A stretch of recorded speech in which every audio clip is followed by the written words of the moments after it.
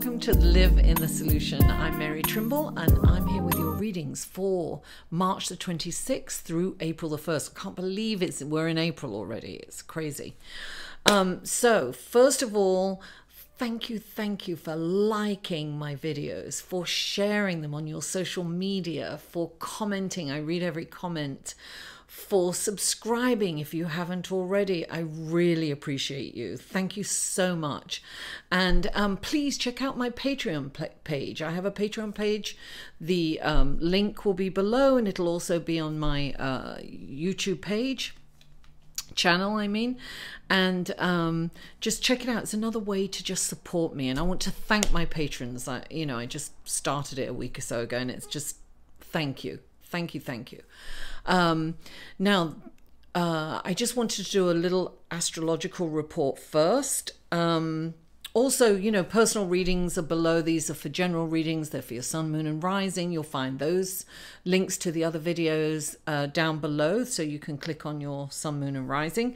And I will put a timeline if you're checking out more than one video, where to skip this intro, because I'll put this intro on everything. So the big news is the full moon in Libra on the 31st. Now, this is a blue moon. We call it a blue moon. That's how it comes, once in a blue, right? Once in a blue moon. It's usually every 2.5 years, but we actually had one in January. But we didn't have only because we didn't have a full moon in February, because it was 28 days. It was too short. So we have 2 full moons, and the second moon is not really blue. It's just called a blue moon. Anyway, enough about that. Let's go to astrology. So this very powerful full moon is in Libra. Now, Libra is about love. It's about relationship. It's about harmony. It's no conflict. It wants to be balanced, and that's wonderful, right? Yes. But at the same time, the Sun and Mercury, which is retrograde, is opposing it, and that's in Aries. And also we have Mars in Capricorn and Saturn opposing it too. So there's this, there's Leo. There's the full moon in Libra out there on its own, trying to balance all this energy, and it's going to be a little challenging. Now, so they're all challenging aspects. Now, the thing that's going to save us somewhat is that, okay, the Sun is about, your identity, me, shining on me, right? And Mercury is about communication. But Mercury is retrograde, so when a planet's going forward, it's about what you project outward, right? So when it's retrograde, it's about going in. So, with this Mars energy, we're going to want to we'll perhaps, say something really fast without thinking. So with Mercury in retrograde, it might slow it down a bit. Also with Saturn there. Saturn, Mars is about action, moving forward really fast, and Saturn's about no, slow, stop, and may even put blocks in place to slow you down, right? It's known as the planet of accidents. Sometimes it's just to slow you, stop. You need to slow down. It's the planet of teaching lessons, right? So it's a dynamic energy that's happening this week. And if we look, full moons are usually a culmination, right? It can be the ending of something. It can be, releasing relationships. It can be releasing behaviors that aren't working for us anymore. It can be releasing the way we react or respond, or releasing friendships. It can be about forgiveness. It can be about healing. It's a good time to kind of reflect and to go in and see what no longer works for us anymore. That's what a full moon is really good for. And also it can be the culmination and, you know, the blossoming of something that you've really worked hard on. And it could be the culmination of all that. You know, your intentions at the first moon, right? At the new moon, go back and see what your intentions were. That's why I always write mine down and see if anything's come to fruition. It's really interesting, really is, to do that. Now, what else is going on? I have to put my glasses on and look at my notes for this. Yes, it can be very emotional and sensitive for some people. Of course, that's the new moon, right? We could be extremely sensitive when somebody says something, and we could really be hurt by it. So it's important to really think before we speak, like bite your tongue. You know, take a deep breath in. Think about what you're going to say. And also what you can say, what you say may be misconstrued. Now, Venus will have moved into Taurus, and Venus is at home in Taurus, darling. She's going home. She's feeling really good. She'll be languishing on the couch, eating bonbons, taking, you know, rose petal baths. She's going to feel romantic. She's going to feel wonderful. So you've got this wonderful energy. And at the same time, she's moving into a really nice aspect to Uranus, which is the planet of surprises. Meet a new love. We could bump into someone unexpectedly when we least expect it, right? It could be about, you know, Venus is about finances too. We could have some surprises with finances. So I feel that this is a really interesting and a really lovely energy coming in. And I think this is a really opportune time to focus on, you know, equality and balance, because that's what Libra is about. And look what's happening, you know, across the nation. It's all the young people are you know, rising up and what amazing speakers they were. I was blown away by that. Anyway, listen, that's getting on something else. Anyway, that was just so moving to watch that. To watch all those young people so articulate and so confident and so done with what's going on. Power to you guys. You're going to save us. Anyway, let's go to your card, shall we? Hello, Cancer, and welcome to your reading for March the 26th through April the 1st. And the first card, actually 2 cards popped out. It's so interesting because 2 cards popped out for the first card, and then the clarification 2 cards fell out. So the first card that popped out was the King of Water. Look at him. He's beautiful. The King of Water is the he's the calm in the storm, right? He's this wonderful, incredible husband. He's loyal. He's not afraid to explore his emotions. In fact, he relishes going inside and exploring he realizes that by exploring his emotions, it's giving him wisdom, and then he has knowledge of everyone else's emotions, right? Of others' emotions, and he can take those into consideration. He's gender fluid. He's not afraid to embrace his feminine side. He's not afraid to be emotional. He's really ultra intelligent because he uses his emotional and logical. He brings both to the table, emotional and logical intelligence, right? So he's a wonderful person to go to for advice. He's a wonderful lover. He explores his sexuality, and he's not afraid to be experimental, right? Now, when he comes into a reading, it's asking you to balance, to be both emotional and logical, right? To bring that both to the table, because making decisions like that, it's really important, because then Okay, so before I go any further, right, along with that came the Sensual, right, which is an earth card. It's the 12 of earth. This is an unusual deck, so it's not a traditional tarot in any sense of the meaning, but the imagery is gorgeous, right? The Sensual is, look, there's the dog, is loyal to the king, does the king's work, right?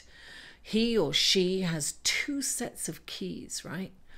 One to the treasury and one to the tower, right? She collects debts, he or she collects debts, and he or she pays the debts. So the Sensual lives by the rules of the king. So it's interesting that the Sensual came up next to the King of Water, right? Because here's this wonderful leader, right? And he or she is representing the leader and doing his bidding. Has no people fear and revere this person because the Sensual has the king's ear and can what do I want? I don't want to say manipulate, but can direct the king in a certain action, right? Now, also, this is important to remain, look, very loyal, because, you know, one false move, if there's an inkling that the Sensual is not being loyal, then off with the Sensual's head, right? So it's a very powerful yet precarious position. Now, look, this could represent work for you, Cancer. It could be you if you have the ear and you are kind of the favorite at work, perhaps, and you've kind of worked your way up to a very trusted position, it's very important to keep all your ducks in a row and be that loyal person. Because they say that this card says that if you are not living up to what you represent, or if you fall short at all this week, then you are in jeopardy of losing your job, right? That's kind of like a bit of a literal interpretation.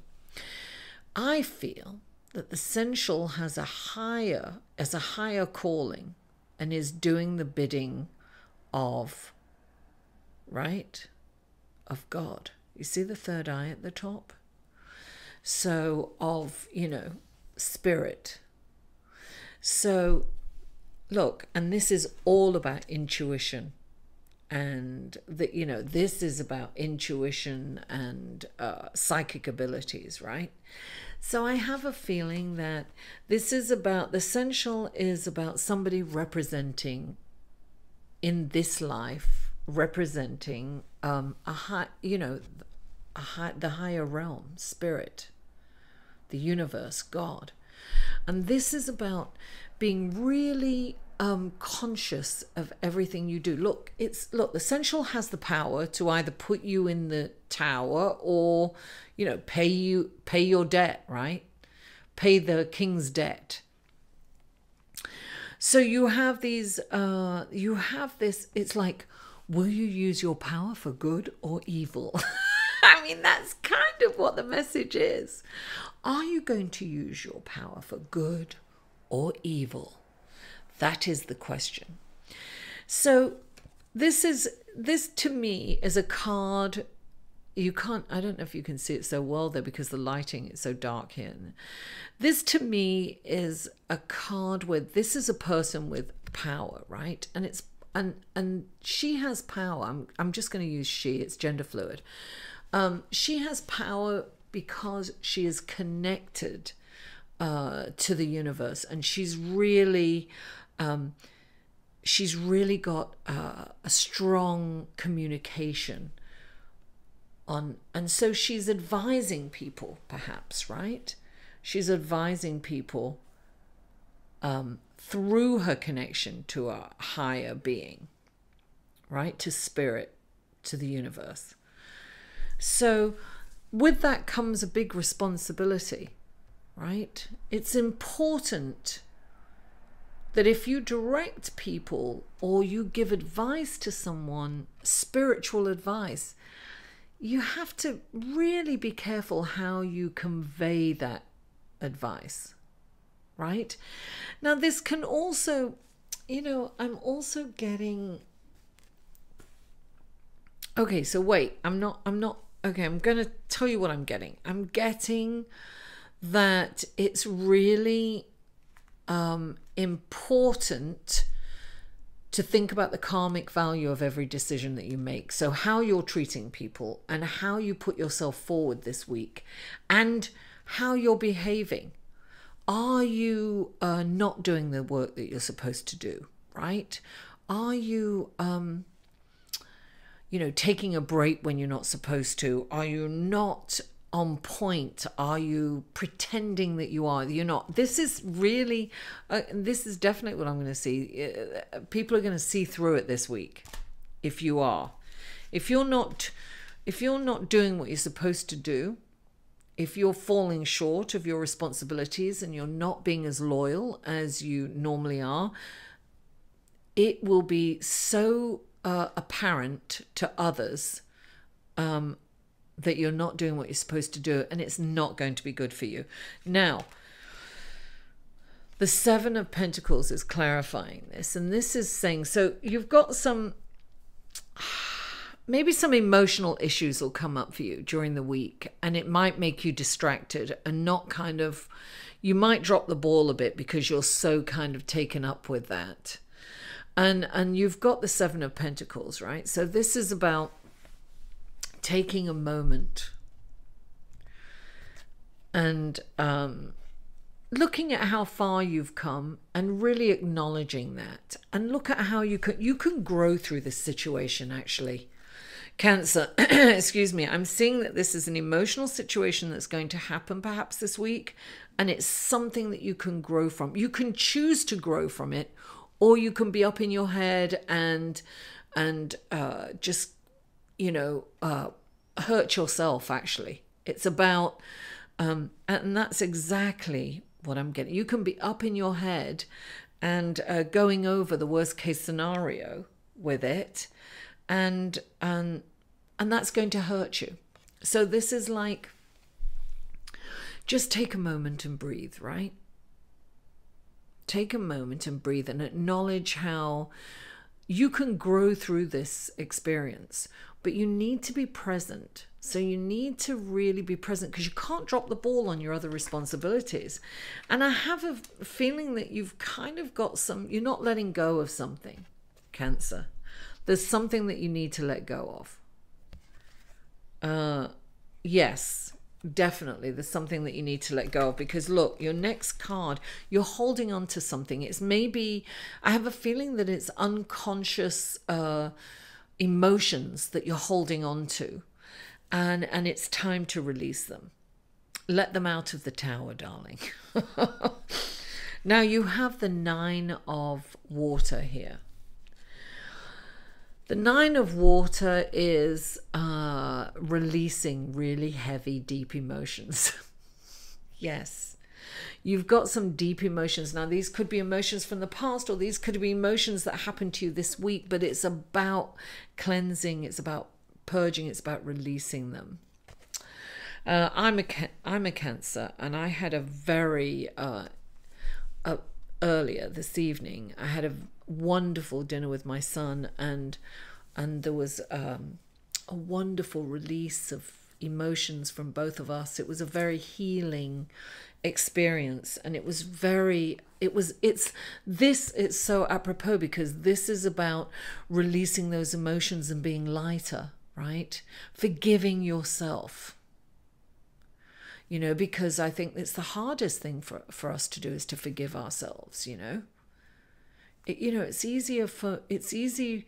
My son might forgive me, but I can't forgive myself, right? So now we had this wonderful healing experience. I released it, And for now, I feel lighter. And that's what this card is about. It's about shedding the light on those very deep emotions that, you know what, intellectually we know they are there sometimes, right? But we don't bring them up to feel them a lot of the time because they're so painful, right? They're heavy emotions. So it's about recognizing these heavy emotions. It's about shining a light on them, and it's about releasing them, because they drag us down. You see, this is clarifying it as the hanging man, right? And the hanging man is about looking at it from a different perspective. This is definitely bringing the truth into the situation, bringing these emotions forward, looking at it with a different perspective so that you may release it, you know? Maybe you have deep emotional feelings about someone that's not healthy and you're hanging on to them. Will you release them? Will you lock them up in the tower? Or will you unlock that door? Don't hold on to this stuff, Cancer. It's not helping you. And this, look, the next card is the 11th of fire. It's the masculine and feminine. This is about navigating through these energies this week. It's embracing your masculine and your feminine side. We've all got masculine and feminine within us, all of us, right? And sometimes we need, and it's about, okay, this is saying balance your feminine and masculine sides, right? That doesn't mean it's equal, because it's not. It's allowing your masculine and feminine sides to ebb and to flow, right? So whatever situation comes up, say it's not about this too. It's not about answering aggression with aggression, right? It's not about reacting with aggression to aggression. Sometimes you need to bring the feminine side in and be diplomatic and emotionally. Yes, you see, this is all about emotion and logic. This is gender fluid too. This is really about bringing feminine and masculine and dropping that whole, being emotional. Sometimes being strong. Sometimes we need to be controlling. We need to be more assertive, right? That's the masculine side. The feminine side is more receptive and diplomatic and softer. And the masculine side is more, forceful and controlling, and, this is how it's going to be, and that's it. And sometimes we need that. Right? Sometimes we have to say, no, I want it like this, and this is how it must be done, with no quivering of the voice. And it's a very masculine, controlling, that's a decisiveness, right? Taking control, taking the power, So this is definitely about recognizing when you're going to need your feminine side to flourish and when you need to step in and take control, right? That's masculine and feminine. And also this is, look, the 9 of Wands. It's like defending what is right. This is, honestly, it's about speaking your truth, and it's about defending. It's not about being a doormat. This isn't about being a doormat. Neither is this. It's not about being a doormat. It's about taking your power, right? Taking control of your power and knowing when it's like choosing your battles wisely. But it's about really standing up for your belief system. It's about not stepping back in that way. And it's about coming from a higher perspective, right? Doing God's work. Use your power for good, Cancer. So listen, this is a tumultuous week energetically anyway, but I just see that this is about healing for you, Cancer. This is the week that you need to let go of those deep rooted, sometimes unconscious, heavy emotions that may come up this week, and we have to navigate it. We've got to shed a light on those emotions, and we have to release them. Cancer, thank you so much for tuning in. Mwah! I love you all, and I'll see you next week. To inquire about or purchase any of Mary's services, please email Mary at liveinthesolution.com.